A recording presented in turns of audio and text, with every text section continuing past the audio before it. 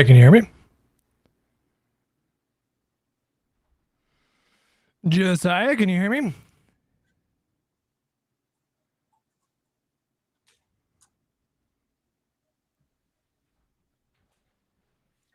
Hey, Accountable, you got to turn on your mic, buddy. Can you hear me? I can. Can you hear me? Okay. Yeah. Cool. Excuse me.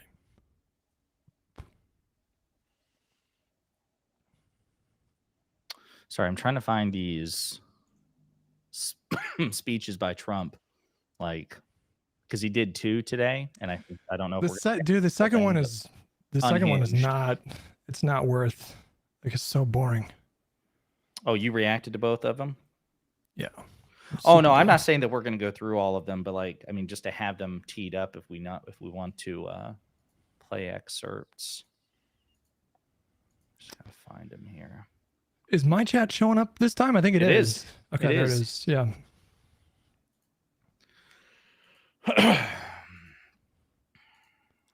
What's up, chat? Hi, Dios mío. There we go. Hey, guys. Hey. It's a little chilly down here in Houston. Not sure if you've heard. Got my sweatshirt on. Got the opposite situation going on over in LA. It's a little bit hot over there from what I've heard.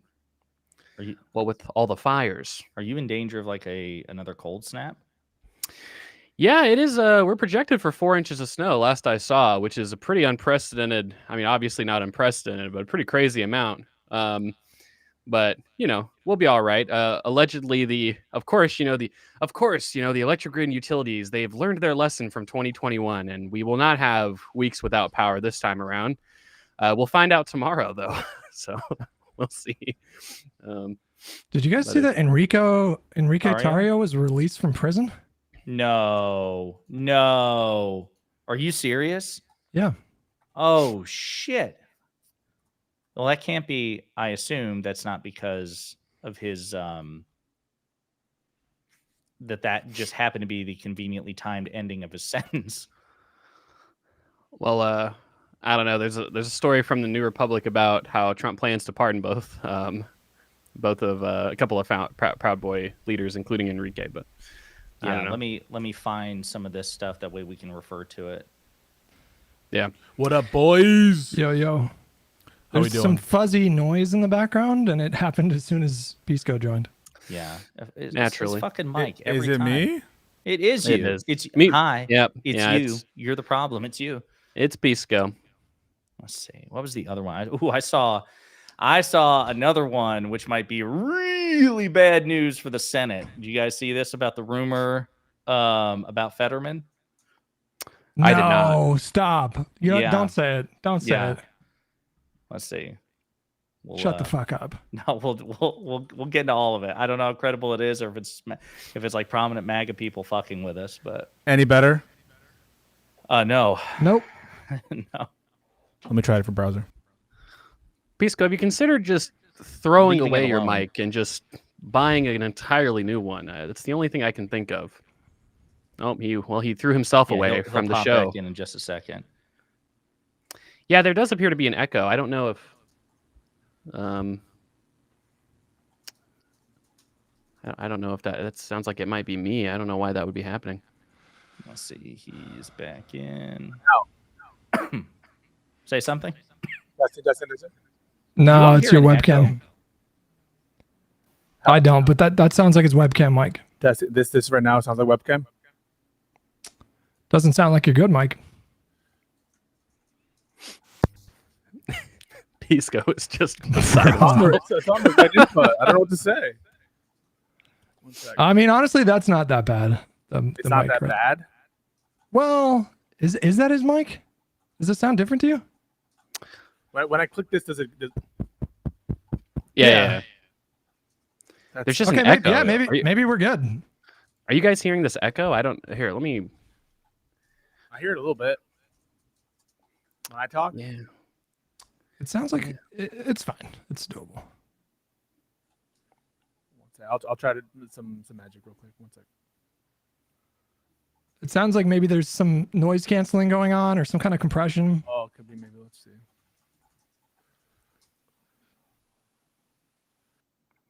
Yeah, the people are hearing an echo as well. Man, fucking, it's got to be a restream thing. I feel like maybe it is. Maybe Pisco's right. It's just restream's picking on him for some reason. I don't think the Fetterman thing. We'll just see what happens. We'll talk about it. Okay. I mean, it's out there from. It seems like the source is an advisor to RFK Jr. Yeah. I mean, yeah. So I just again, don't know it could be trolling, but.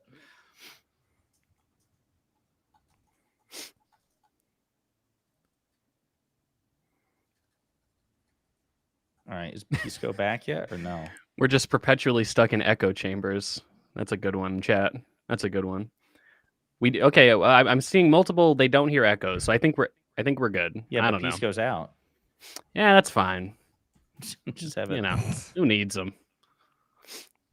We're just living learn. I did link not any better, right? That sounds fine. No, I mean, there's still like some fuzz in the background, but like it's not overwhelming for me. I can handle it. Maybe just mute your mic when you're not talking, honestly. Okay, Yeah. I will do. Yeah. Honestly, mute your mic when you go to talk. That would be better, I think. That's what I was gonna say. As a big Merrick Garland fan, that's another thing we have to talk about. Obviously, the legacy of Pisco's favorite attorney general. Okay, so everybody good? We good to go? Good to go. Okay. So, folks, obviously, the biggest news of the day is we have a new president, unfortunately, the 47th president of the United States, Donald J. Trump. He's been inaugurated. He's already started signing executive orders. There are rumors going on about what we can expect in the next couple of days, including pardons for January 6th. He calls them hostages. We would call them criminal defendants. But we actually have to take a brief pause and start with something else, which is a non-political topic, but that we've all been asked about on various social media platforms involving one or more content creators that we all know. So earlier today, a content creator that most of us know, I know I've met her multiple times. I think Pisco has as well. Econoboy, your camera, bro. Sorry, I had to blow my nose. I don't know if you need to do that. You need to unmute it and keep it like camera on when you do that. I'm just kidding. Pixie, content creator that we are all familiar with, made allegations about another content creator that we all know and have collaborated with, Destiny, that he shared non-consensual images, explicit images of her non-consensually. And there's litigation going on right now, so it's pretty complicated as far as that goes, but we've been asked to talk about it, so we're going to very quickly address it and then move on to what the topic of Live and Learn is, which is politics, which is our milieu. So I don't know who wants to go first, but I can take it away first. Yeah, Pisco. Yeah, so first of all, thank you for introducing it. Obviously, I'm very good friends with Steven. I also met Pixie in Miami. I thought that it was, great conversations. I'm going to go get dinner. It sounds like there's been a lot of really bad damage that potentially has occurred, that these leaks and situations have been very, very impactful. But the reason I'm being cagey is because I'm a lawyer. I know these people, and it is certainly not appropriate for me to talk about it given my position at the time.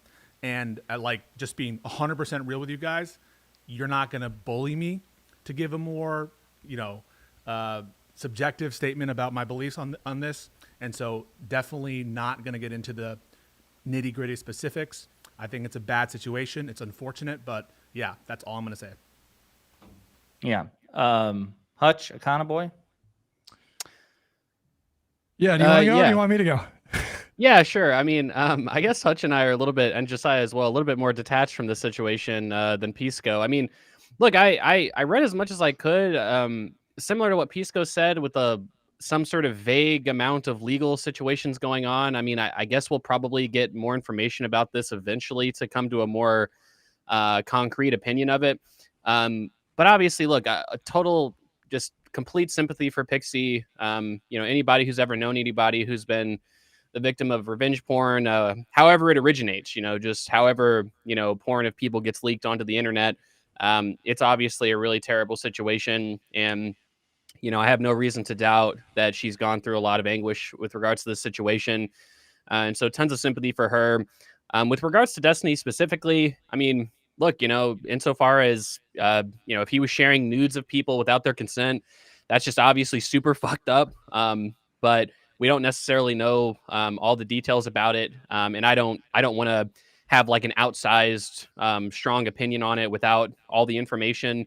So unfortunately, this is just one of those things, like you have to wait like probably a year or more, depending on the pending legal stuff, to kind of see all the information. And so that's kind of my thoughts on it. It happened today. There's just not a lot of information about it. Sympathy for Pixie. Obviously, if anybody shares anybody's nudes unconsensually, that's really condemnable. And that's kind of how I feel about it overall. That's all I really have to contribute. I'll just say it again. My heart goes out to Pixie. I can't possibly imagine what this must feel like. My heart breaks for her. Sharing images, explicit images and videos of somebody non-consensually is super fucked up. And if that's what happened, that should be just openly condemned. That's so fucked up. I don't even know what else there is to say on this. Again, I know my understanding is there's litigation. I know one way, maybe both ways. I'm not sure about the legal intricacies, but again, non-consensually sharing images of like explicit images and videos of people, super fucked up. My heart breaks for her. Hutch, what about you? Yeah, we spoke about it briefly before the stream, and I told you that Pixie is, like, if you met her in person, she's just such a sweet, pleasant person. I've never had a bad interaction with her. You made the point that even if she was a terrible person, it would be fucked up, and I agree. But it's just, it is that much kind of more difficult because she is so sweet. And so I think there's a lot that we don't know about what has transpired, and we'll learn more information as the facts emerge. But I think what we do know right now is that her privacy seems to have been violated in a way that she's going to have to deal with for the rest of her life. And the stress that she's going through right now, it could be transformative for her forever. And so, like, I don't think we can really underplay the significance of that kind of violation. So I feel really bad for her. I'm going to wait for more information, but I think she deserves some support right now. So yeah. 100%. Yeah. So that's that. That's all we're going to discuss about it on this stream. In the world of politics, a lot happened today. Again, the 45th president of the United States became the 47th president of the United States, regrettably. There was a peaceful transfer of power. Who knew? I'm glad we returned to that particular norm. And Donald Trump gave his inaugural speech inside, I believe it was the Capitol building in the Rotunda. And then he gave a second speech in like the spillover area to MAGA supporters. He was flanked by Mike Johnson and JD Vance. It was much more unhinged because it wasn't scripted. It was just kind of off the cuff remarks. It was just super ranty. It was just so ranty. Like, the speech itself was super divisive. He just cannot help himself but be a petty guy. Like, he's sitting there taking shots the entire time. Very much mirrored what we saw from his first inauguration. And then during the follow-up speech, he made the same claim that he made in 2016, which is that he actually won California were it not for the, millions of fraudulent votes that took place in the state. So it feels like we're seeing a repeat in so many ways. What I thought was kind of funny was, like, we got a little bit of a glimpse at what JD Vance has to do for the next 4 years, which is just position himself behind Donald Trump in frame and just kind of awkwardly smile and nod. While Trump just rants. I mean, I didn't think the second one was particularly, like, unhinged, but it was just so boring. I totally disagree, but obviously we've been talking the most about it. Let me ask Conaboy and Pisco, did either of you hear either or both of Trump's speeches today? Segments, not the whole things. Gotcha. Pisco? The first one, yeah, and up until probably like 80% of it, I thought it was fucking unhinged as fuck, divisive as fuck. He sounds old as shit. This guy's a fucking traitor to the realm, to our country. It is disgusting. Pisco's been watching Game of Thrones. He's been binging it. Sorry. And no, I have nothing but disdain for the failing members of our institutions that, and frankly also the political parties that brought us to that moment. Disgraceful speech, unpresidential, and so yeah, I have nothing but contempt for Trump. I have nothing but contempt for the MAGA elites and robber barons who are laughing right now at us and at you while they're trying to steal the cart, the horse, and everything in the barn from the American people. And so that, to me, is where my anger is levied at today. I mean, speaking of robber baron, though, like we didn't even touch on what I feel like is such a bigger story than the inauguration, which was the shitcoin stuff. Yeah, you know what? You're right. I mean, because honestly, that's a big one too. And Econoboy, you know what? Let's wind the clock back. Let's go back in time. As a matter of fact, that leaves us with two things we have to talk about first. The first of which is Trump's shitcoin, his meme coin. We have to talk about President Biden's last day in office, and then I guess we'll conclude on the truly sour note, which is the Trump second presidency. So let's talk about that. Econoboy, as our resident economist, what do you think about this brilliant crypto strategy? Some are calling it, some would say a scheme, some would say a rug pull by our 47th president. What do you think about this? Shitcoins, plural. Yeah, I actually have some somewhat nuanced opinions about this. I just can't imagine. Wait, fuck you. All right, so the three of us will continue without it. I'm kidding. I'm sorry. Go ahead. I'm sorry. Unbelievable. Yeah. Censorship right there. So I don't know. I mean, I didn't really, this happened really quick. It was like, I saw a news story yesterday, which was like, oh, Trump's net worth destupled. I don't know what multiplied by 10 because of basically people buying into this meme coin. Now, I guess that it's obviously graft in a sense where you have a lot of people who might be like putting money into the coin as a favor to Trump. You have a lot of supporters who are buying it because they, just have another way to support Donald Trump. But overall, the reason it's bad is because if Donald Trump just wanted his supporters to just give him money, he could have just said that, right? He didn't have to market like an asset that in theory is supposed to hold value and have sort of its own intrinsic worth, which pretty much cryptocurrencies just like don't have very much intrinsic worth at all to the crypto bros out there. I'm very sorry for saying that. And so it's just but one example of the graft of the Trump administration. I mean, I remember in his first term when, he made the Secret Service bill his own resorts and he got a lot of money, that was put back into his pocket. People stayed at like Trump hotels in Washington, D.C. and other places.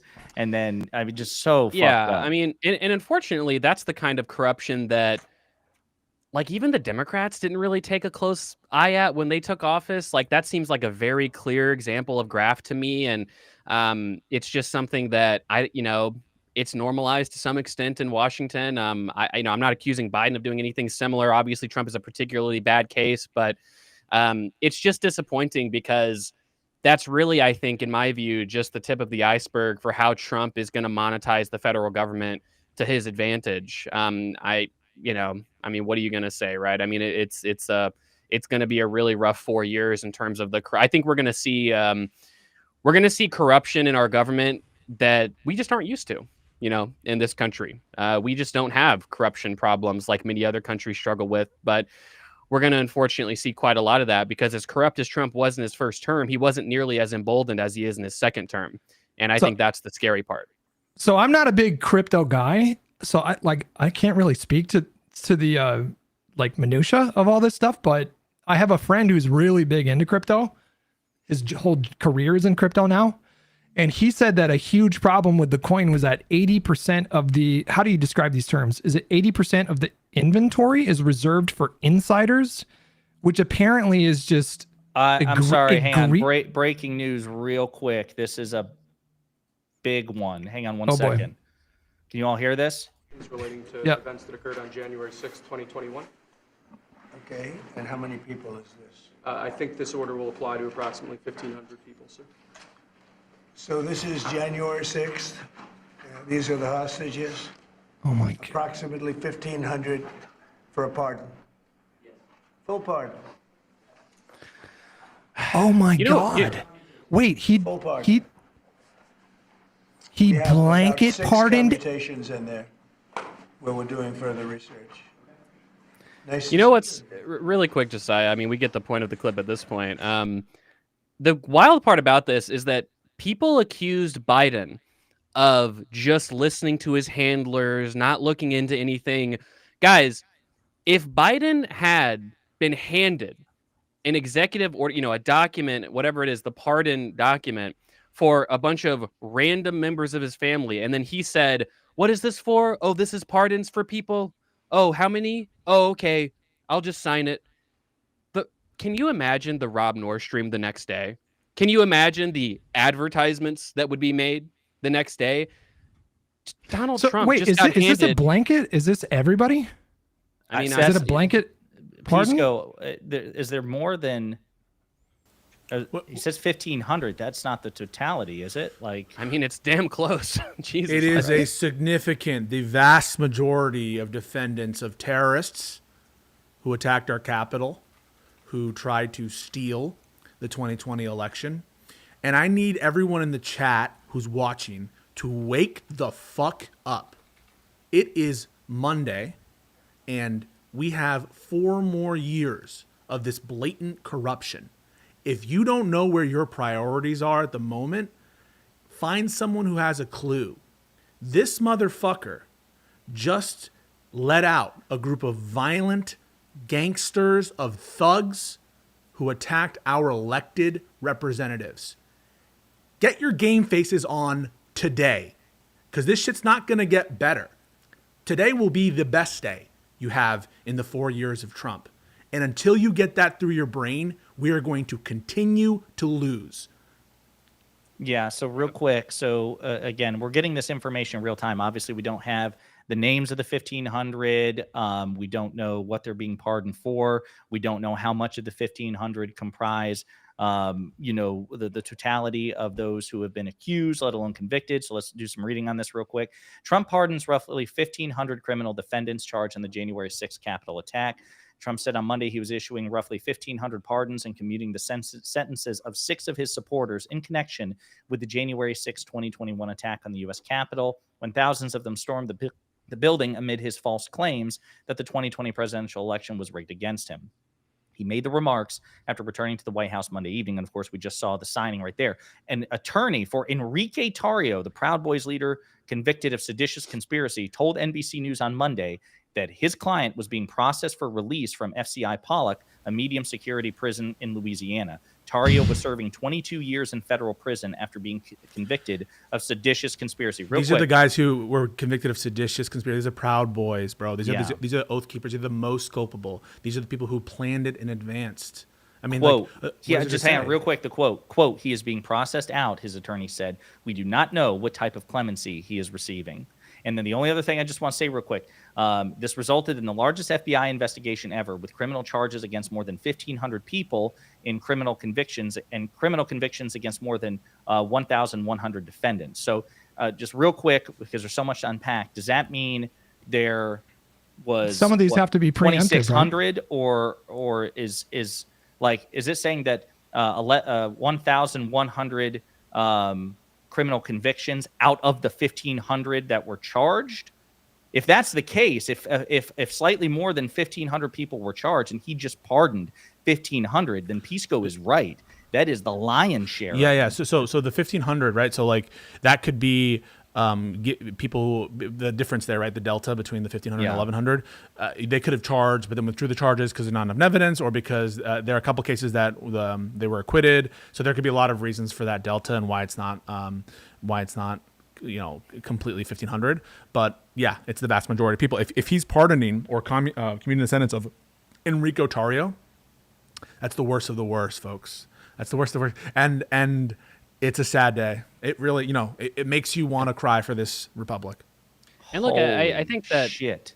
we'll get diligence. I mean, I'm sure that the media will do diligence on all the people specifically who were impacted by these pardons. But again, the problem here especially is that per the clip of him signing these, Trump just hasn't done any diligence here. What we have here is radical elements within his administration basically just saying, yeah, just pardon all these people. Don't look into it, right? I mean, this is a truly wild thing, right? And forget, I mean, what Pisco is saying is true as well. Like, just the fact that he's looking into this is a completely insane thing. But, the fact that he's not even so much as doing diligence, like, it'd be one thing to say, like, oh, we're not going to pardon the people who beat and assaulted police officers, which is not clear. Even that story speaks to the effect that a lot of these people were charged with serious crimes like that.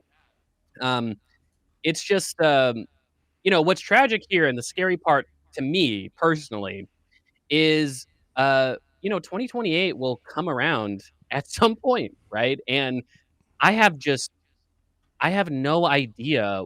I For the first time in my life, I don't know the credibility of the following election that we're going to have. I really just don't. I have no idea what that's going to look like.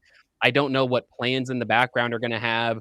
And I think the scarier part is that that's all happening in an environment where Trump is controlling the government, and the Supreme Court has said he pretty much has immunity to do a lot of the things that we're most afraid that he will do, right? It's a very scary time. But like Pisco said, let's try to lock in. Let's try to stay focused. And let's just try to hold on, I guess. That's insane, because even now, folks, to be very clear, polling for sweeping pardons for January 6th defendants is extremely unpopular.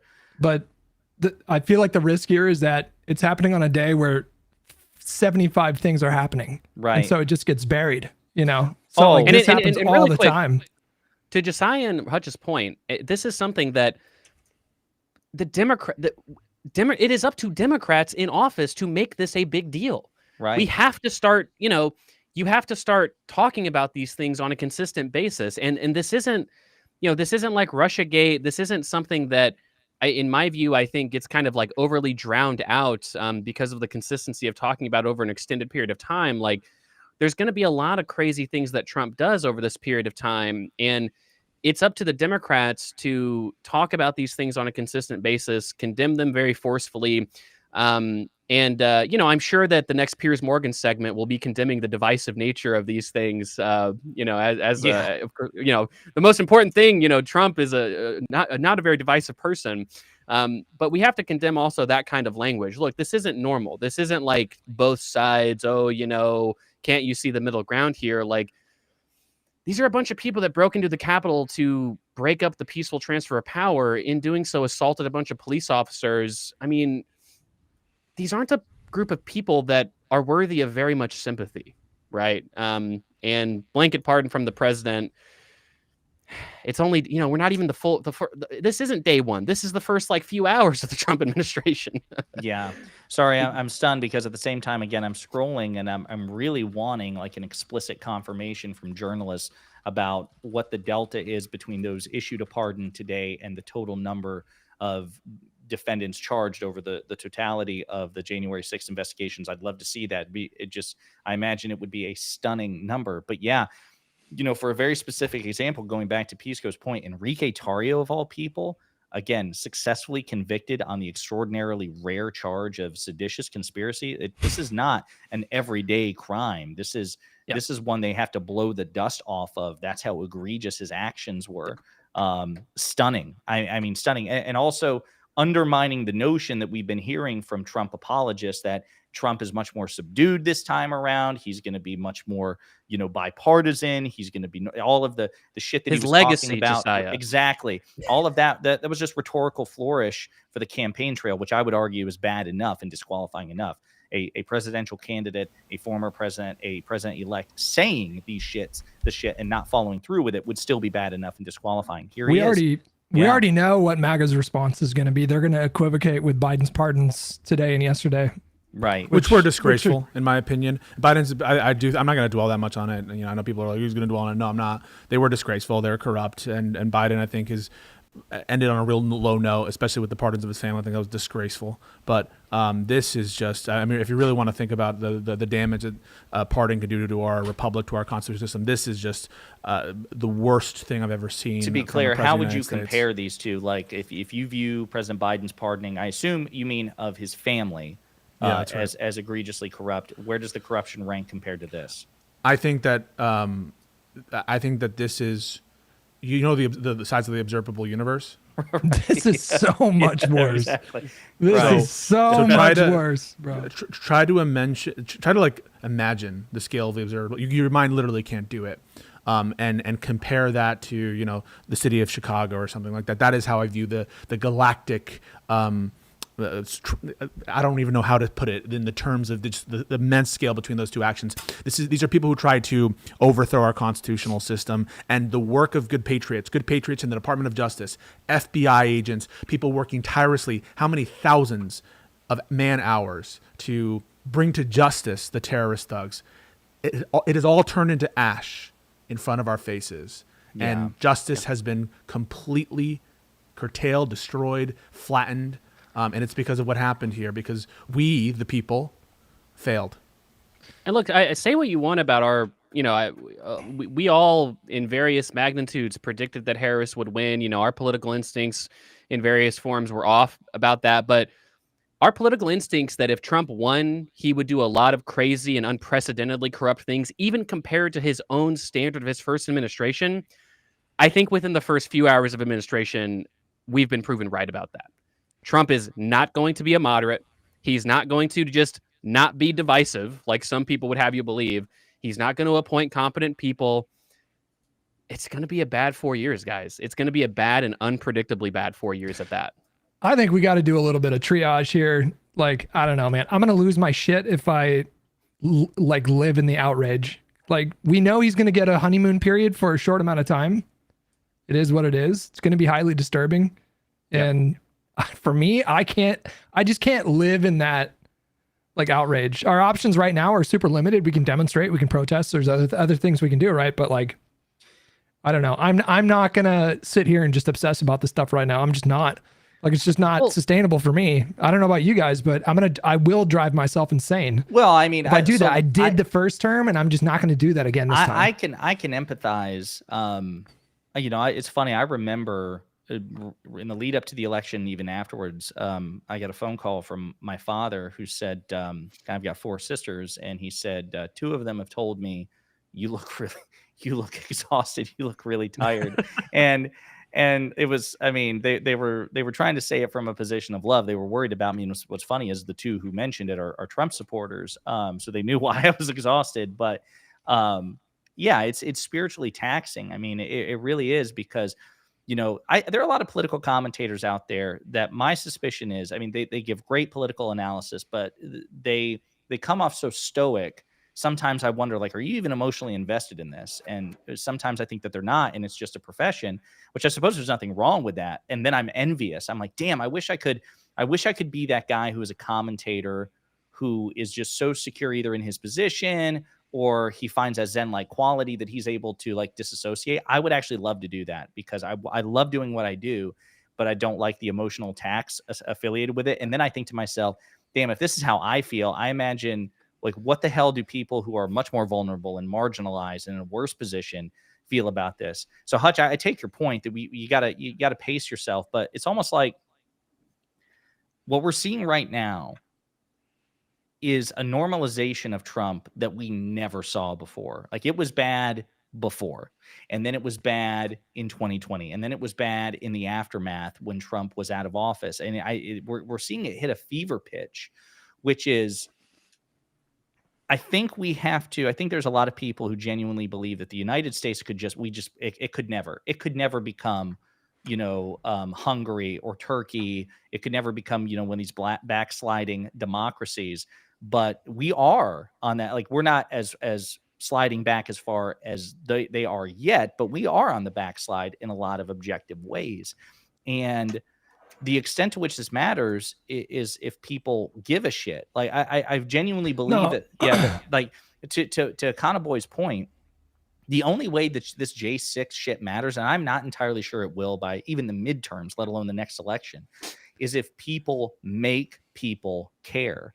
And I think that's the challenge for us. Here he is. You're right. He's burying this in like dozens of other executive orders on day one, none of which will have this sort of like this headline nature. Like, he also withdrew us again from the Paris Climate Accords. That just happened as well. He just says that he ended birthright citizenship with an executive order, which is, you know, that seems about as valid as Biden affirming the 28th Amendment. But yeah, I it's mean, not this as is just no, because again, we always have to contextualize, I think, at the very least, like the motivations of why our political leaders do certain things. And I that's a perfect example, Hutch. And I don't mind that you made it.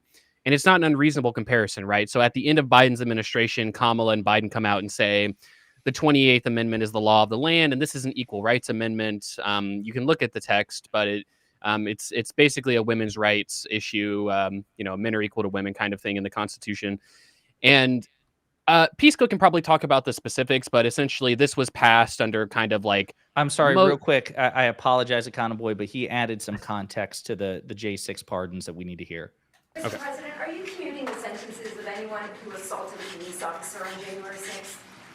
Well, we're looking at 2 police officers, actually, that Washington police officers who went after an illegal, and things happened and they ended up putting them in jail. what? They got 5-year jail sentences. You know the case. And we're looking at that in order to give them a... Is he confused here? We got to give them a break. Of course he's confused. Wait, hold on. Well, it would be a pardon. That would be a pardon.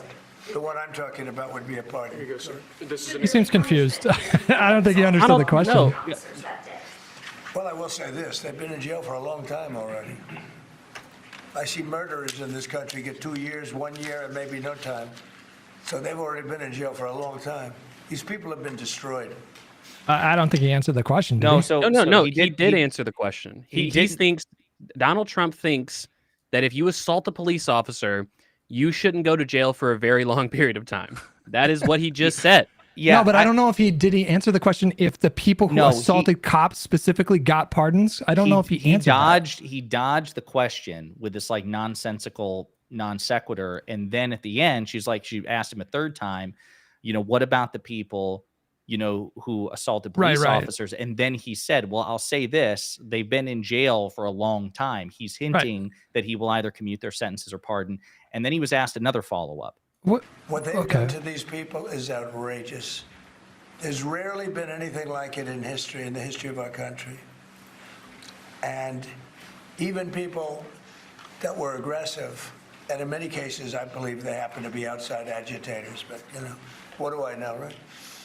But I think they were outside agitators. There were outside agitators involved. And obviously the FBI was involved. Boy, he is slow. Because Ray admitted the FBI was involved. Didn't he say 23 people, indirectly or directly, were Oh boy, involved? this is And it was bad. in 26. That's a lot of people. Now we have. We got to take care of these people. Have been treated so badly. It's never happened before.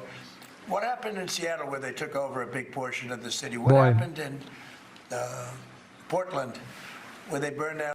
What they've done. I totally disagree. I don't think we got any clarity on if he pardoned people who assaulted cops. I don't think he said definitively. But the reason we don't have any clarity, again, and we have to go back to this, it's because Trump he didn't do any diligence himself, right? He was handed an executive order from one of his handlers, because we care about Biden's handlers, but not Trump's handlers. One of his handlers handed him an executive order and said, sir, you promised to pardon the January 6 people. Here you go. Here's an executive order. He didn't look into this, Hutch. Like, he can't answer the question. He's not obviating or obfuscating, whatever word you would use. He just doesn't know, and he doesn't give a shit. And that's who our president is for the next 4 years. He is really diminished. I mean, I feel like we don't have much of a leg to stand on being Biden defenders for so long, but yeah, doesn't he sound a little bit slower to you guys? Yeah, well, the difference is, of course, as you know, is that one was talked about. It's so funny to hear people bitch like, this is such a cover up. Nobody talked about it. No, fuck you. Everybody did talk about it. Nobody Even stopped I talking had to about it. address it on my channel. It was exhaustively covered. Donald Trump's mental decline, to the extent that he has it, and I would argue he does have it, has been discussed a fraction of the time, even though polls were not really favorable towards Trump's mental fitness either. He was polling better than Biden on that topic, to be sure, but I saw multiple polls saying that a majority of Americans had questions about both of them. And then when Kamala Harris became the nominee, that delta was even more extreme. A majority of Americans felt that she was more mentally fit to be president than Trump. So no, I don't think it's hypocritical at all. I think if the standard is we need to evaluate the mental fitness of the president, that's fine, but hold them both to the same standard, Okay, which was always so- my position. Sorry, just we did get it does appear we got some more clarity here, and it looks like it was a blanket pardon. If you want to put that on the screen. I'll put that up. As he's putting this up, just to be clear, I'm not even making a comment on Trump's diminished capacity. I'm just saying I just don't think he gives a shit. Like, I think that's the big problem here. Caitlin Collins from CNN. The text of the January 6th pardon says Trump has commuted 14 sentences like that of Stuart Rhodes and pardoned all other people convicted of offenses related to January 6th. Oh He also my directs the God, Attorney bro. General to dismiss all pending indictments. The Bureau of Prisons shall immediately implement all instructions from the Department of Justice regarding this directive. It's everybody. It's everybody. Holy God. shit. Pisco, bro. What are your Oh, Yeah, I thoughts, mean, man? it's what I said. It's what I said to people like David Portnoy, who, I've been tweeting at him a little bit. But you can't pretend to be pro cop and be in favor of getting rid of these cop beaters. You can't pretend to be in favor of the Constitution. You can't pretend to be in favor of patriotism if you are willing to sacrifice the rule of law and justice in this way. And it is so beyond words corrupt, so beyond words for the president to give these benefits, to abuse his office and power in this way to the people who try to entrench Trump in power illegally. I can't, I struggle to think in recent memory of a more corrupt action taken by a president of the United States. And I can't, one of the reasons we've gone back and forth on this show about like, the rehabilitation of like people who after Trump was elected the first time kind of became oppositional. And I maybe this is an unfair thing to say, but like, I feel like I was like particularly unwilling to rehabilitate those people. But again, like every single politician and every single person who's in the Republican Party, who I'm sure there'll be people who will say, I'm sure the statements are already being written. Oh, I condemn it. He shouldn't have done a blanket pardon. You're the one that said people should vote for this guy to be president. You're the one that endorsed this guy to be president. There can be no forgiveness for any Republican politician who says, "Oh, I made a mistake, a little oopsie. What was I supposed to do? I didn't know Trump." You're either criminally stupid or you're just malicious and you're just like a Lindsey Graham. You're like, I have no principles. I only care about winning my seat in re-election. Remember instances like this. These are the instances I remember in his first term. It's the reason why I'm so hard still on people like Mitt Romney and Liz Cheney. They took way too long to come out against Trump. And any Republican that supported Trump's re-election in 2024 deserves a lifetime of criticism for their actions of electing this man as president. Here's the big question here. Is Rob Noor going to defend the blanket pardon? He'll just say that Biden pardoned his family and he'll obviate. That's what he'll do. Yeah, that's what he'll do. Yep. He'll never admit that Trump did anything fucking wrong. Or here's what he'll say. He'll say, I don't agree with Trump on everything. I'm a nuanced Republican right-wing thinker. I think Trump does a lot of bad stuff. I supported DeSantis in the primary. Who did you vote for president, Rob? Who did you vote for president? It's a package deal. And I recognize the same thing with Kamala Harris. She's going to do things that I don't agree with. She's a package deal. I'm significantly further to the left than Kamala. But I don't think Kamala would do anything even approximating something that I would disagree with to this extent. That's the difference, Rob, is that Rob felt like, and people like Rob felt like, oh, yeah, there's a risk that he might pardon like literally everyone that assaulted police officers and people that broke into the Capitol. But I just don't really care about that if I'm Rob or people like Rob.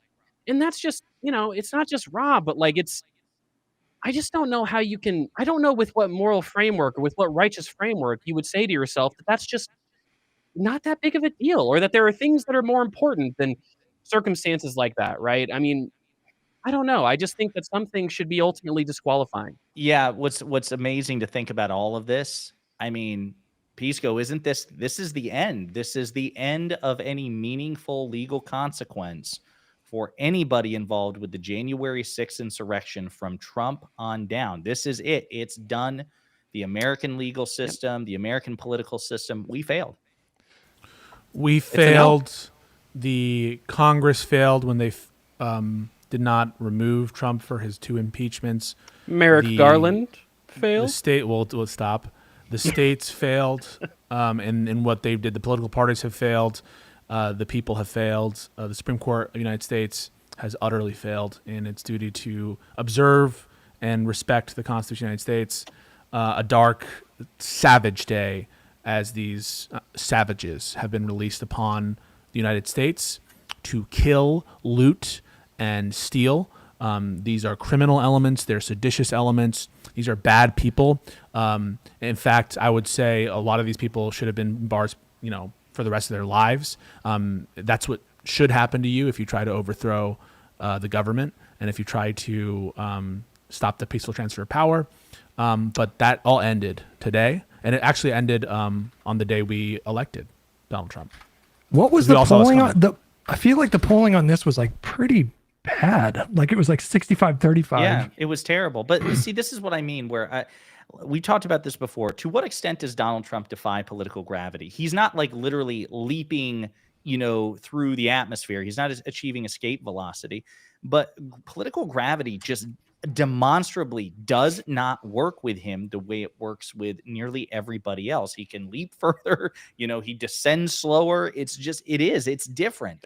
And I'm just, I'm just not convinced. This is where, I've been very candid on my channel. I've never been an optimist by nature. I've always been somewhat of a cynic. And so I told you guys from the very beginning, I think it's entirely possible that Trump moonwalks through all this shit. I mean, like one of the things, let me just say this. I should bring this up. He also issued an executive order. Let's go ahead and play this clip because it's a big effing deal. Let me pull it up here. There's too many bad things happening at once. We can't keep up. Yeah, I know. That's the point, though. That's the point, though, isn't it? It is. Yeah, of course it is. Yeah. Hang on 1 second. Let me look. He can't keep this pace. He's gonna have to go to bed at some point. He famously doesn't sleep. Here we go. What are you thinking on tariffs on Mexico, given these actions you're signing on the border? Well, we're thinking in terms of 25% on Mexico and Canada because they're allowing vast numbers of people. Canada's a very bad abuser also. Vast numbers of people to come in and fentanyl to come in. When do you think you would enact those? I think February 1st. Are you planning on giving notice of that? I think we'll do it February 1st. 25% on both, sir. On each. On each. Guys, I can't. Oh, I mean, no. I cannot describe the economic calamity that would happen if Trump did. And I hope he's bluffing. I mean, that's my. I don't. That is possible. That is possible. I don't think he'll do that. But like, I guess I didn't think he would do a blanket January 6th part. Like, the calamity that would happen if he did a 25% tariff on all goods coming from Mexico and Canada. I mean, people, there would be, you'd go to the grocery store. Every single person who goes to the grocery store would notice that. They would see it. You'd feel it immediately. It's one of the reasons why I've always said that if Trump does what he says he's going to do, people will have a strong negative reaction. They will notice, right? Of the amount of tomatoes that Americans consume, guess what percentage comes from Mexico? 1 billion%. I have no idea. 80%. Of yeah, I mean, there's all so many tomatoes consumed come from avocados, Mexico. tomatoes, like wheat like obviously, like it's just America doesn't. We produce a lot of food, but we don't produce all of our food. And I'm not saying, look, I don't think people are going to starve to death because of this. It's just that you'll go to the grocery. It'll be like the medieval times where you go to the fucking grocery store and it's like, oh, shit's not in season. What do you mean it's not in season? Like, that's not a thing we deal with in modern society, right? Gosh, guys. I mean, it's he didn't sign that executive order. I guess he just said he would. Well, I saw a report saying that among the executive orders he signed would be a 25% tariff that would go into effect on February 5th. I'll look for that thing again. So it's possible that as he was talking, he signed an executive order concretizing it. I'll look into that. But something else that he mentioned, he was asked this by Fox News reporter Peter Ducey. This was his question. President Trump. That'll change Venezuela quite a bit. President Trump, there was a lot of concern about this during the campaign. A question that only works today. Are you a dictator? No. I can't imagine even being called that. No, I believe in the sanctity of the vote. The Democrats didn't because they cheated like dogs, but I believe in the sanctity, and this was too big to rig. I swear. Bro. He says he can't imagine being called something he called himself. That's what I'm saying. It's pretty amazing. It is. I mean, that's what I'm saying. Political. Please imagine something similar from Biden, where he gave a similar response. There would be Mr. President. Like the whole fucking room would be lighting up. You were the one who said it, but he just gets treated differently. There is no obvious, well, no, sir, you were the one who said it. Are you too old and you forgot what you said, or are you lying to it? Like, but it's all priced in at this point. And it's so, when you combine the fact that it's priced in, and it's more priced in than it's ever been, with the fact that he is more powerful than he has ever been, like, it's a fucking catastrophe. It really is. But, so can I just say, I don't want to I don't want to center it on me right now, but I do want to go back a minute when I was talking about like doing triage and sparing your or saving your energy. It did sound like I was kind of preaching and lecturing people. I get that people are really, really upset. I'm upset, obviously. It's, for me, like, I have to, like, the first Trump presidency was kind of exhausting, and I burned out a couple times. And so just for me, like, I don't feel like there's any nobility in burning out. So if I have to kind of create some emotional distance just for my own sake, then I'm going to do that. But I apologize if it came across like I was telling you guys how to conduct yourselves. It's and a lot I totally understand. I understand why people are upset. Like, all of this is a lot to take in. I have to maintain like a sense of humor about it. Otherwise I'm just going to go insane. Yeah. I mean, I don't know. I feel like leading up to Trump taking office, I don't know how you guys felt. I mean, obviously Josiah is kind of the current events juggernaut of the four of us. So I don't make nearly as much content. Maybe it feels differently, but you know, I wasn't sure how I was going to react to Trump's first term or second term in office, right? I kind of felt like, man, like I ultimately don't know how I'll react, because I don't know what he'll do, and I don't know how crazy it'll be. Yeah, I don't know. How are you guys kind of feeling? I guess my sense of things is like, what's the best thing that an individual can do? I mean, obviously, from our perspective, we have platforms that we can talk about these things and write articles that people will read. But, you know, how should average people react to something like this, right? Talk to their family members and try to, you know, I have MAGA family members. I haven't had the chance to talk to them and see what their reaction is, but you know, fuck, I have no idea how they'll react, right? They might love all this shit. I have cops in my family who supported him, and I'm so curious. I'm not going to fucking broach the topic because it's just a landmine, but I'm so curious if they have a reaction to him pardoning people who fucking literally brutalized cops. Like, it's insane. No, that's what I'm saying. Like, I don't know. I genuinely believe this is where it goes back to, you know, Pisco's previous feud with the Young Turks. Like, there are a number of people who genuinely believe that there is a limiting principle which manages either the majority or a substantial portion of the MAGA movement. And I think if that is true, that is an article of faith. There is absolutely no evidence whatsoever that is the case. Donald Trump said it back in 2015, 2016, when he ran for president the first time, that he could shoot someone on Fifth Avenue and not lose a single vote. And if Trump has one talent, it is understanding his base. He has an accuracy rating with his base, which is extraordinary, and an agility with his base. Think of the one major time that we all know where he fucked up with his base, which is when he tried to take credit for the vaccines. It only took one or two times of him getting booed at a rally for him to drop that shit like a hot potato. And that was one of the few objectively good accomplishments of his administration. Like, he is very agile when it comes to his base.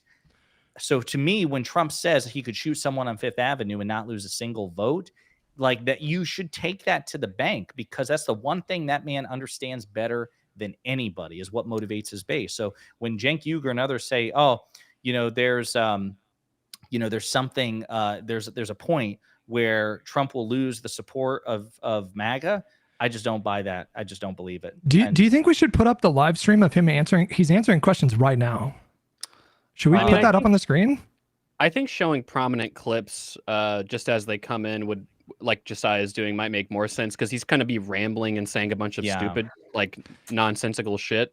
Yeah. I just linked something that's this one right very here. relevant. Here we go. Gaza, boy, I looked at a picture of Gaza. Gaza is like a massive demolition site. That place it's really got to be rebuilt in a different way. Do you plan to help in rebuilding Gaza? I might.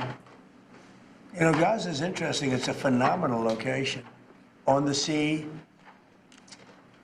best weather. You know, everything's good. It's like some beautiful things can be done with it, but it's very interesting.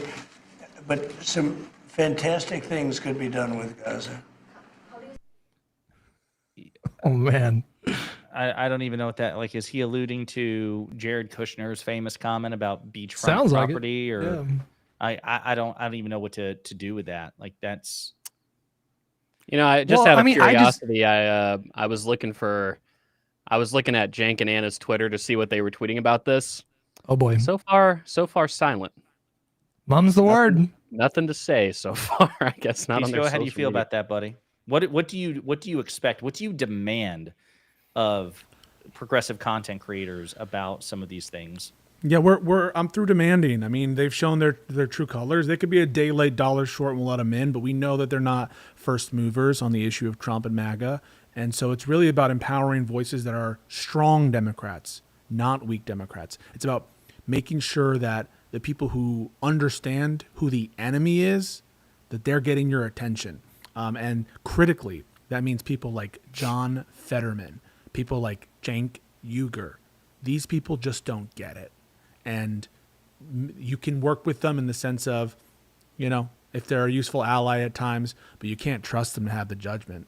You can't trust them to have the judgment of knowing who the enemy is and knowing who your friends are. That can't be trusted in them. So I don't expect anything from them. Right now, Cenk has a vested interest to spin everything as a win. So I'm sure he's going to take this comment from Trump to be pro-Palestinian and say, victory accomplished. He says that he Gaza recognized needs to the atrocity. Yeah, But the establishment. Yeah, but the establishment lost, bro. That's good.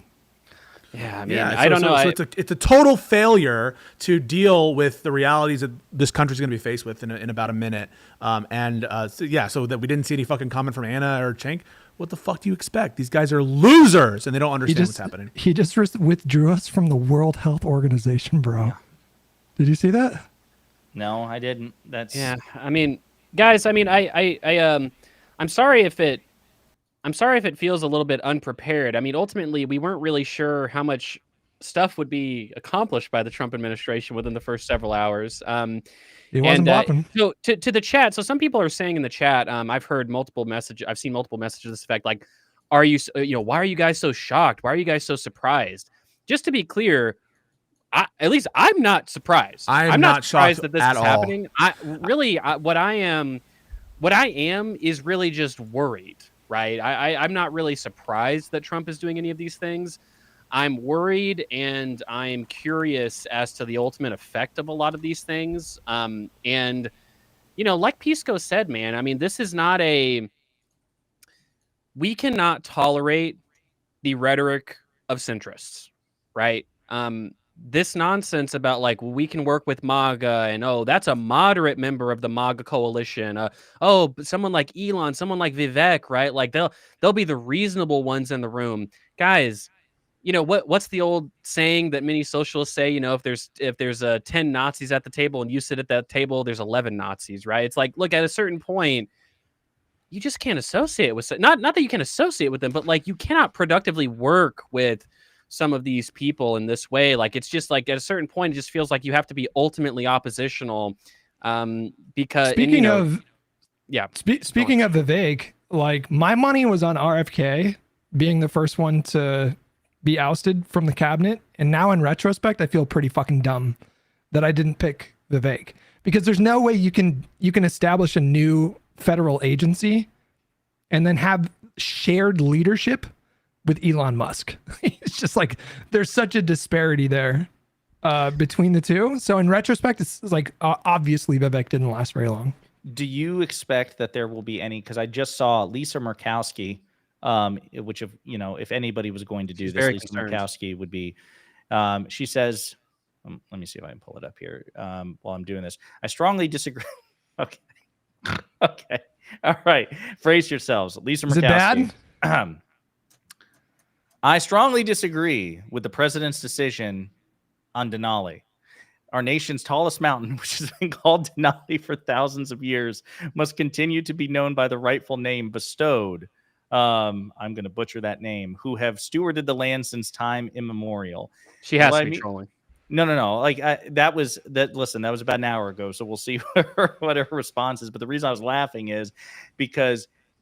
So this is in reference to Trump wants to name it Mount McKinley or rename it to Mount McKinley. And here's the thing. If anybody's going to criticize the more unhinged shit, it will be Lisa Murkowski. Susan Collins will probably give a more tepid, I'm greatly concerned, to your point, Hutch. That's kind of it in the Senate, right? 6th, like on January 6th, the defendants, do you expect anybody like Tom Tillis here in or Bud here, the senators in North Carolina, in any purple state, Ron Johnson in Wisconsin, do you expect any public statements condemning the full pardon of January 6th defendants? I think so. I think that, but again, I think it's, similar to what Pisco said, it's a day late and a dollar short. Oh, do you condemn the fact that he pardoned all these January 6 people? Well, that's cold comfort to the cops who were assaulted, to the fact that there's a Wikipedia page and a lot of history now that's been made on account of these January 6 protesters. I mean, it just doesn't matter at this point. Do you support Trump? I don't care if you condemn what he's doing on an individual basis. You voted for him. You supported him. Do you support him currently? Are you a Republican? Right? Like if somebody like Murkowski or Collins come out and they say, I'm an independent now. I'm not even part of this Republican Party anymore. Look, and I don't even know that they endorsed Trump. I don't think that they did. Maybe they're clean in my view. But the point is, like, these are the tests. It's not about saying, oh, what Trump did was bad and I don't agree with him on everything. Do you support him, though? Do you believe in this movement? Or do you regret your vote? Right? Like, those are the important questions for these people to be answering, if you ask me. Yeah, I totally agree. I mean, I'm stunned. He's still signing executive orders, so I'm like constantly refreshing. I mean, yeah, he just took us out of the World Health Organization. I don't know. So like when I say I'm stunned, yeah, again, not surprised that he's following through with it, but I guess that we're here. It's just, it really is an indictment of this country that we put this man back in power. And listen, Donald Trump lies about a lot, but this is one of the times that we can say a person can't say in good conscience that he obfuscated or that this wasn't coming. A lot of this shit he was telegraphing in advance. Pisco and I know Hutch too. I don't know so much about Econoboy, but I know 3 of the 4 of us are huge Star Wars fans. And so again, like this isn't a Rise of Skywalker reference, but imagine like the prequel trilogy, instead of Emperor Palpatine scheming behind the scenes, going through the hassle of the Clone Wars and, slowly chiseling away at civil liberties. He just says in episode 1, he just tells everybody, yeah, I'm a fucking Sith Lord. I hate the Jedi. I hate the Republic instead of love the Republic. And I'm going to fuck you guys over. And then 30% of the Empire tweets out like, Woo! epic, bro. Right. Yeah. You have Jar Jar Binks say, oh, the libs, imagine. Well, yeah, I think that's part of it is we expect, from a lot of other authoritarians in history. And again, Viktor Orban and others like Putin.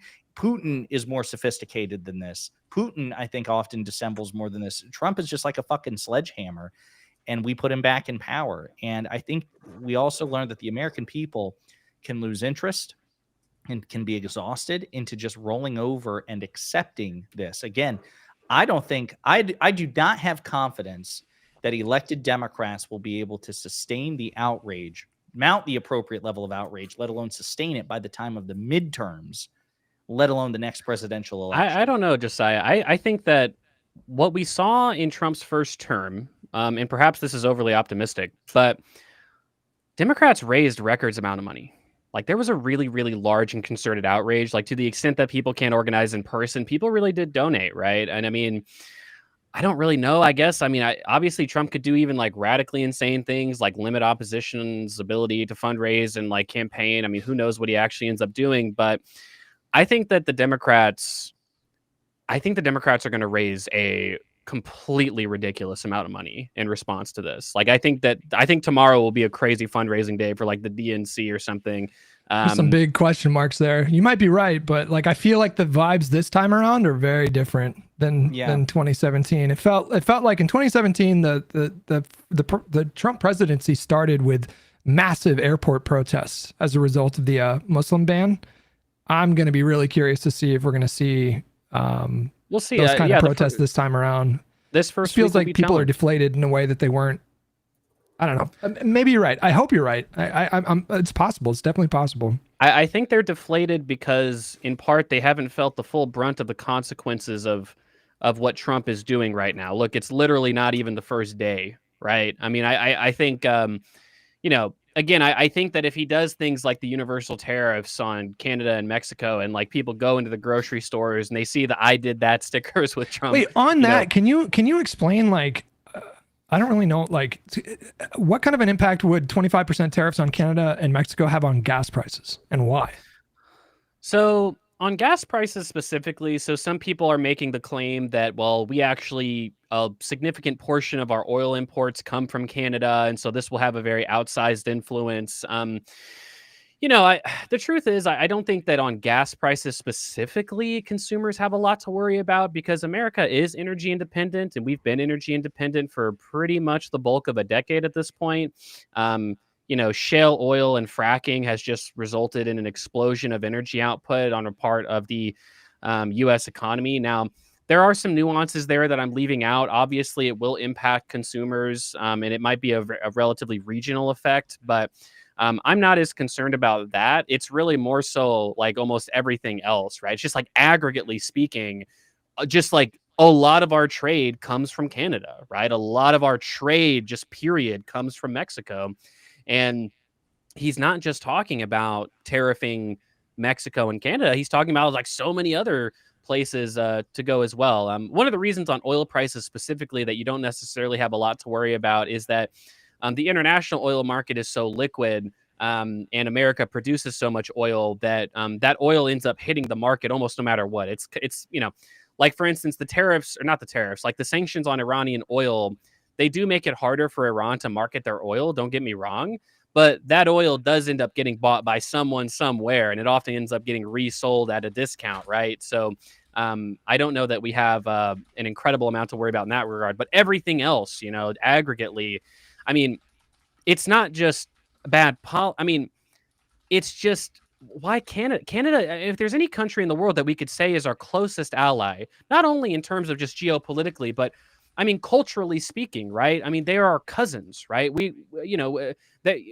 so similar in so many ways. We sound alike, right? I mean, it just makes no sense to do this. I mean, he's peddling this conspiracy that like illegal immigration from Canada is a problem. I don't know about you. I'd never heard that before Trump said it. I've never heard Canadian illegal immigration being that big of a problem, much less fentanyl coming in from Canada and these other ridiculous things Trump is saying. It's just an isolating look. Vladimir Putin and Xi Jinping, they're looking at this, they're smiling, and they're having a good day. This is a good day for our enemies. It's a bad day for the American people. So Taiwan question mark, or what are the odds they get invaded in the next 4 years? I think pretty low, personally. You think? I don't think China would be so emboldened to do that under Trump, especially when Trump has an already like very hawkish stance towards China. I think that China is one of those things where Trump, I think, fell backward into having a good position, where having a little bit more of a like a little bit more strategic competition with China is probably a good idea.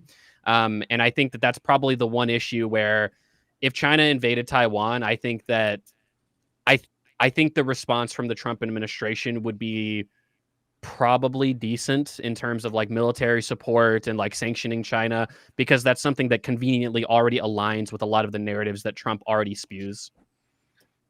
So real quick, earlier it was mentioned about his birthright citizenship executive order, and given that that's another major issue, I did want to hear like the full clip on this. Is about 36 seconds, and then Pisco can respond. Go ahead. So it might be your This next order relates to the definition of birthright citizenship under the 14th Amendment of the United States. Okay, that's a good one. Birthright. That's a big one. What about that one?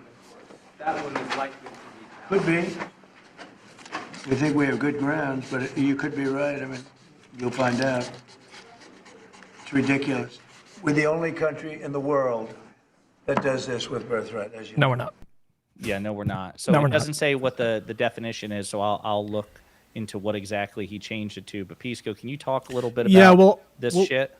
We'll have to look at what their rationale was, but I predicted in a video that I posted on my Twitter some months ago, and that I actually created before, that they would use the justification of invasion, which is a common law exception to the rules of birthright citizenship that existed in the English common law when the 14th Amendment was adopted.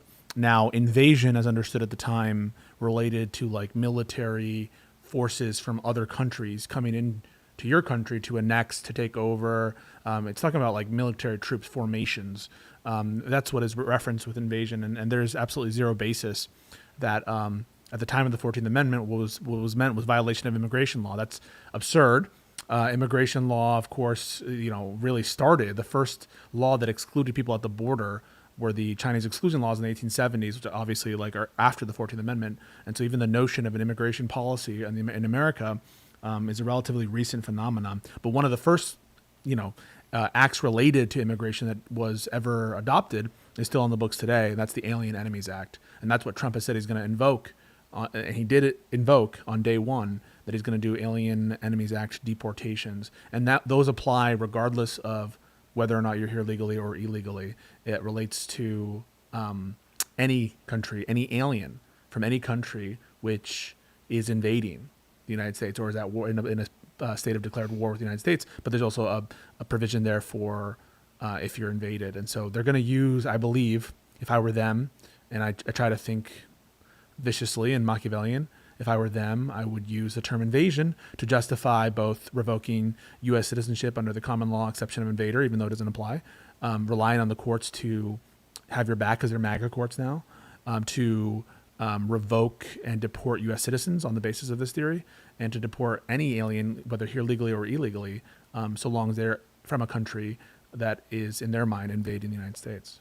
And they've also declared the cartels to be foreign terrorists, and that gives them additional authorities potentially to go to war with Mexico or to invade Mexico. So are they going to Are they going to drone strike Mexico?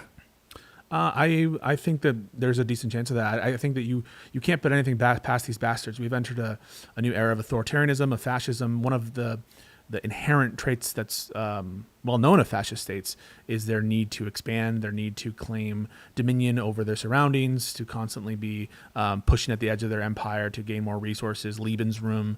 This is true of Italy with Ethiopia, true of Nazi Germany, true of obviously fascist Russia under the regime of Putin. So it's he mentioned Panama in the fucking inauguration he said speech. We're gonna take it over, and so this is fascism, and you guys have been, those of you who are like, oh, it's crazy. No, this is it. And the anti-war candidate. You've been fooled, yeah, and you've been taken as a sucker, and you'll do anything for this guy Trump because you're owned by him. He owns you, and that is sad. It's a sad situation. Wow. Yeah. I mean, look, there's the most recent hypocrisy from many MAGA people was the TikTok thing. There's people who have tweets up where they're talking about Trump banning TikTok in 2020 was based, and now it's not great. Yeah, and I mean, similar, to the Panama point. I mean, it's funny to joke like LOL, like Greenland becoming a state. Like obviously that's never going to happen for a number of reasons. But like, I think Panama is an interesting case where, I mean, I just don't. How can I possibly take seriously the right-wing people who said they were anti-war, who are now saying, oh, based Trump, he's going to take over the Panama Canal, which is a vestige of colonialism in the first place. Like this just isn't, I mean, I don't know what am I supposed to say? Like this is clearly he invoked the term manifest destiny. He brought when was the last time a president said the words manifest destiny in any kind of capacity. No, for me, Well, it's they were like 100 years, For me, you know? for me, the fucking thing about that is he's in deference to President-elect Musk. You know, he's talking about, oh, we're going to go to Mars, while at the same time having absolutely no interest whatsoever in preserving this fucking planet. You know, the goal should be, you know, getting us to a planet that can't possibly sustain us while we actually accelerate the habits that are fucking over this planet. Like, the irony is so, it'd be funny if it weren't so like existentially disastrous. Neil deGrasse Tyson caught some flack like a few weeks ago for kind of shitting on the colonizing Mars thing, but he was absolutely right. Like, colonizing Mars is going to cost like hundreds of trillions of dollars, and there's no return on the investment. So like, what would be the incentive for anyone to do this? I mean, I think that, I don't know. I think that there's like a process of scientific discovery where, like, yes, it costs a lot, but there's something about just like, now, to be fair, the way that Trump's going to do it is give billions and billions of dollars of subsidies to Elon Musk and like Blue Origin, these kind of companies. And, but I mean, in general, like, just giving scientists a goal that might seem lucrative, like, hey, you know, fly a spaceship to Mars. There's a lot of scientific discovery within that process and that procedure.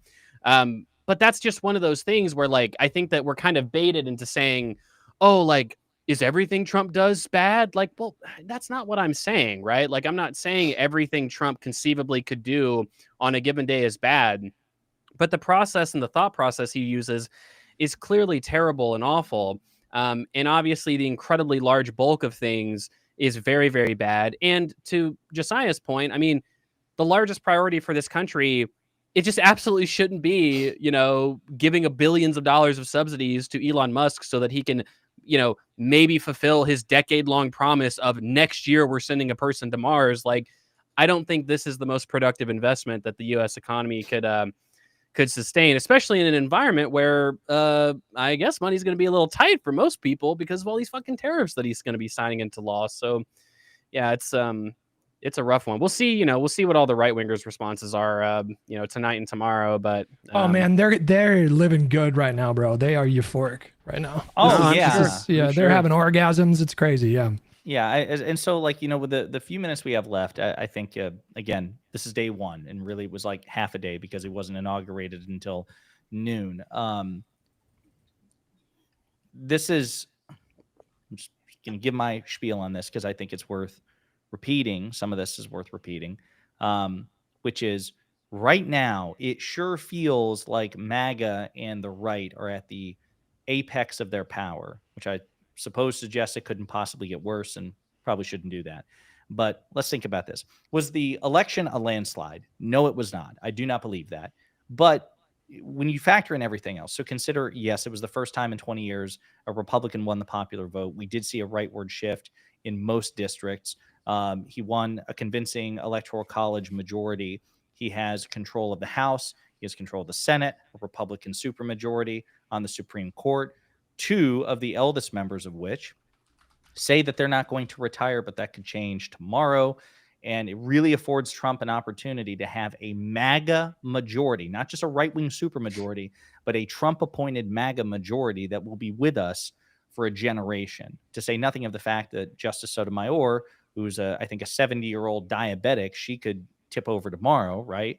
So there's that. They control a majority of state legislatures, a majority. And I'll also point out some of the little, even petty acts of defiance we've seen from red states, even in the last few days of the Biden administration. So you have Texas and other red states defying President Biden's order about flags, which I don't know if that's unprecedented. Certainly, I've not heard about it in my lifetime. And yes, we have had we've had the flags at half-mast or lower-mast. Reagan with it was Nixon, I believe it was under President Nixon after was it Kennedy who died? Yeah. And so there's been context. Reagan too, I believe, but yeah, sorry. Yeah, it may have been Reagan too, but I'm pretty sure I know one with Nixon. So like even these little petty acts where they felt content to give the president the middle finger. We saw Texas do it repeatedly over the last year with regards to the southern border. They have mainstream media. So one of the things, folks, that you need to remember is Fox is mainstream. Fox is bigger than CNN and MSNBC combined. They are the mainstream. Don't buy into the bullshit, dishonest framing that they're the fringe, that they're the counterculture. They set the culture. And then the rest of the mainstream media, including CNN, I would argue, and I think I could make a very compelling case, they grade Trump on a curve. They feel the need to create this artificial balance. Don Lemon, CNN veteran, admitted that that was the ethos, that was the sentiment of CNN and mainstream news networks, that they had to find some sort of fake balance so they could avoid allegations of being liberally biased, which that didn't help. So they have the media. They have alternate media. I was just on Tim Pool's show with Luke Beasley. Tim Pool is massive even now. You have the Daily Wire, its constituent creators, all of whom are titans. If you look at the top 10 podcasts, to the extent that any of them are political, they are either openly right-wing or right-coded. They have the world's richest man behind them, who is now at the zenith of his power. He is brazenly meddling in politics the way we have never seen billionaires do before. We have him openly threatening members of Congress who are in the opposition, saying he will fund primary opponents against him, including in his own party. He's meddling in the affairs of foreign politics as well.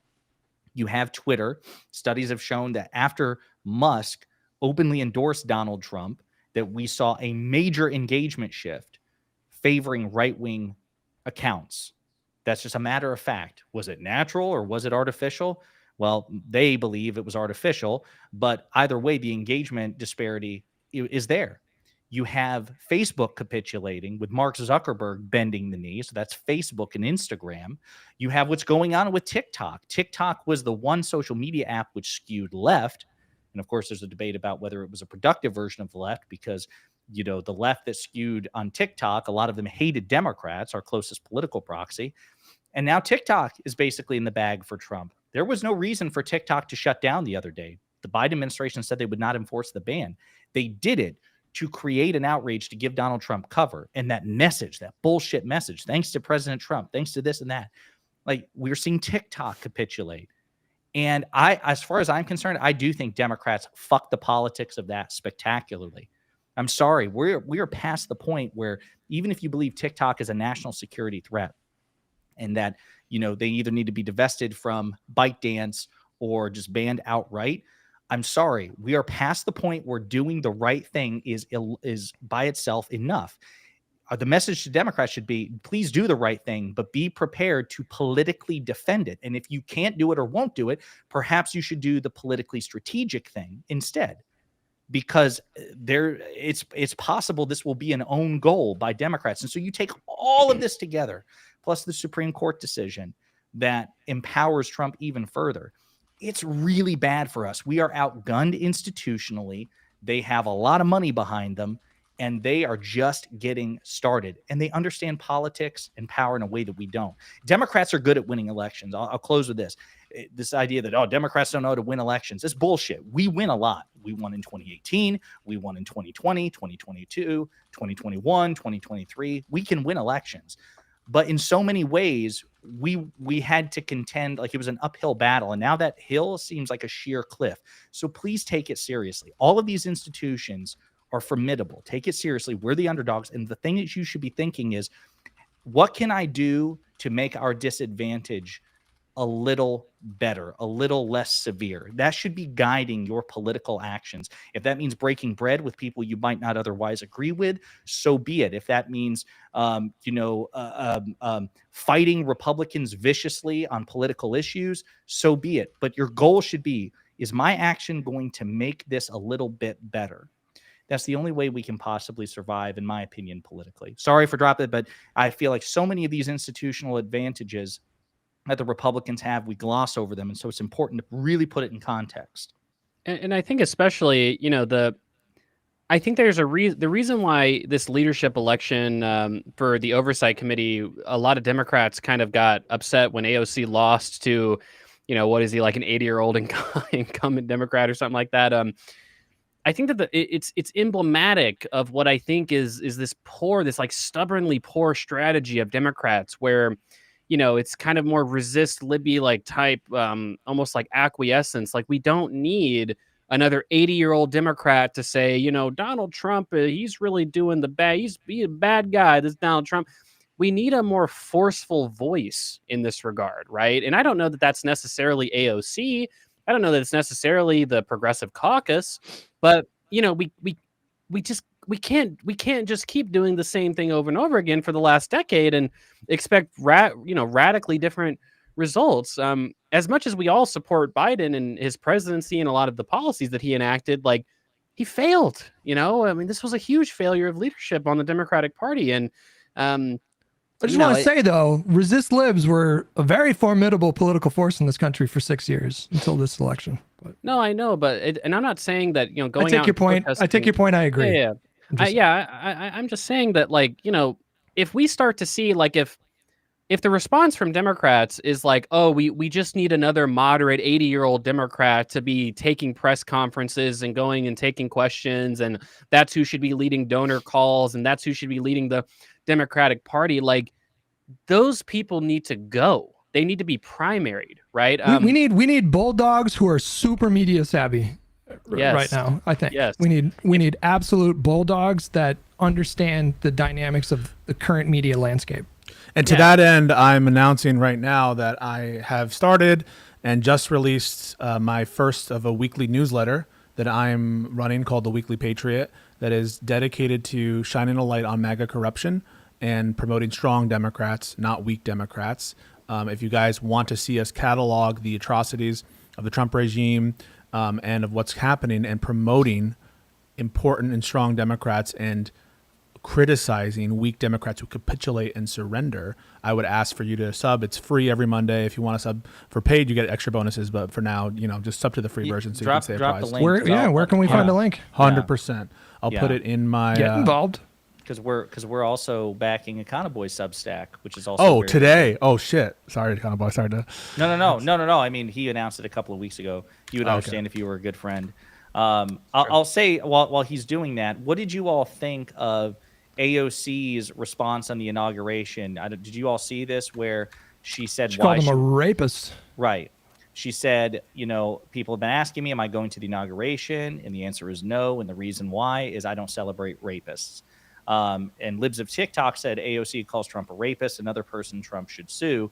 And AOC responded with, "Oh, are you triggered? Cry more." Do it. She doesn't have the same. She doesn't have the same incentives that like Disney and ABC had to avoid litigation. So like, I feel like, welcome that fight. If she could easily crowdfund a really lucrative. Well, she also I think has protections in the Constitution, the speech and debate clause. I don't know if that applies to like live Instagram stuff. This is absolutely the rhetoric that Democrats should be employing. Yes. Guys, how many times I'm a guy who doesn't, I make like at this point like 10 videos a year, it feels like. I write an article every now and then. I have people in my DMs calling me a pedophile and a groomer and things like that, right? Like, much less people like AOC and, it's not just DMs from random people. You have elected officials in the Republican Party normalizing the rhetoric of calling their opponents pedophiles completely unfoundedly, much less the fact that they're being led by a guy who in a civil court was found to have sexually assaulted somebody. I mean, it's the double standard in rhetoric here, Piers Morgan. It gets a little bit ridiculous at a certain point, right? We've got a guy who said he would release all the JFK files, but when asked about Jeffrey Epstein, Trump said, well, there's a lot of trumped up stuff there, and I don't know if we want to... Like, if a Democrat had said, oh, I'm a little hesitant to release the Jeffrey Epstein files, I mean, are we going to pretend that the Republicans would have a coherent, reasonable response to that? No. This is hypocrisy, right? This is the height of hypocrisy. And we can't just play nice at this point. The they go low, we go high thing is just, it's not accurate. It's not a strategy that works.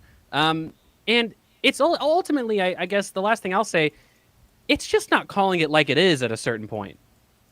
No, I totally agree. Hutch, what about you as we close out? No, I think AOC is, I'm glad to see her positioning herself as one of the more vocal opposition forces in the Democratic Party right now. I think she's equipped. I think she is media savvy. I think she's demonstrated a lot of maturity in the last few years, and so I'm encouraged to see that. I hope other people take her example. I think Econoboy is right on the money here. And just to close out my general sense of things, I just want to encourage everybody in chat right now. Make sure you do something that gives you joy this week. Like, don't give up on that stuff. Like, I feel like self-care is pretty fucking important. Incredibly. And even if all this shit is overwhelming and infuriating and evokes all kinds of negative emotions, there is no nobility in just swimming in that. So just make some time for yourself, hang out with people you enjoy, do things that you enjoy, and then come back and ask yourself, like, how else can I get involved? So that's my general advice. Yeah. Further to that, I just want to say what Hutch is saying is true. You need to, you need to steel yourself a little bit. We're a little doomer today because today was an awful day. It was a bad day for American democracy, and we wouldn't be here with you, though, if we weren't in the fight for the long haul, and if we weren't trying to last for the entirety of this administration. And so that really does mean you pacing yourself. But at the same time, know that there are like-minded Americans who share your values, who are outraged, and we are going to, the best we can, speak to those values. And so please, please, please do not despair so much that you go into apathy. That's what the traitors want you to do. They want you to be fucking despondent and thinking that there's no hope. There's always hope as long as we keep fighting, and I'll be in the fight with you. And I know they will be too. Yeah. Well, folks, I appreciate it. We obviously we had a lot of thoughts about today. Again, this is the first half day of the Trump administration. We will be back next Monday to discuss. This is the first half day. Yeah, exactly. Exactly. Shameless plug for me. I'm live Monday through Friday, 9:30 a.m. till around 1:30 p.m. Pacific. YouTube.com/Hutch, Twitch.tv/Hutch. So we're gonna be looking at more of these executive orders tomorrow. Josiah, are you back up to 7 videos a day? Today, because one of the reasons I've got to cut a video on this January 6th shit, which I said I would, but this will be my 5th of the day. So I'm averaging like 3 to 5 videos a day.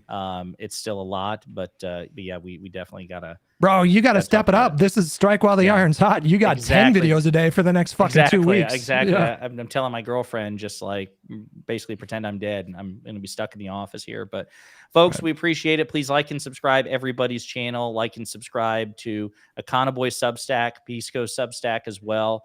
And pour one out from Eric Carlin tonight. That's my one shot at the former Attorney General.